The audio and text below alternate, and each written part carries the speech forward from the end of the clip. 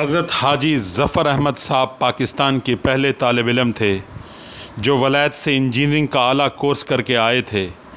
جب ان سے پہلے لوگوں میں یہ تاثر تھا یہاں کے لوگوں کا اتنا اونچا دماغ نہیں ہوتا اتنا بڑا کورس کر سکیں، مگر حاجی ظفر احمد صاحب نے یہ تاثر ختم کر دیا۔ ایک دفعہ پاکستان نے برطانیہ سے ایک بحری جہاز خریدنا چاہا۔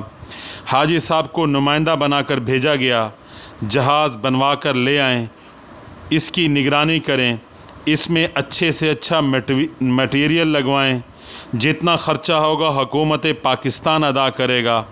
چنانچہ حاجی صاحب برطانیہ تشریف لے گئے۔ برطانیہ کی حکومت نے بھی اپنا ایک نمائندہ مقرر کیا۔ ان دونوں نے جہاز کی تیاری میں پوری کوشش کی، بالآخر جہاز تیار ہو گیا۔ اب صرف قیمت کا مرحلہ رہ گیا۔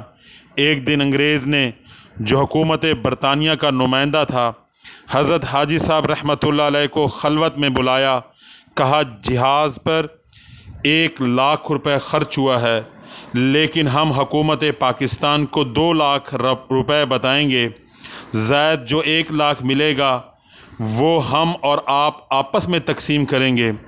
حضرت حاجی صاحب رحمۃ اللہ علیہ نے یہ سنا، فرمایا کوئی نہ کوئی ہماری یہ بات سن رہا ہے، ہمیں دیکھ رہا ہے۔ تو انگریز اٹھ کر باہر گیا تو ایک چپڑاسی بیٹھا ہوا تھا، اس کو کہا یہاں سے دور چلے جاؤ۔ وہ دور چلا گیا، واپس آ کر کہا اب کوئی نہیں سن رہا، نہ کوئی دیکھ رہا ہے، صرف چپڑاسی تھا، اس کو میں نے دور کر دیا۔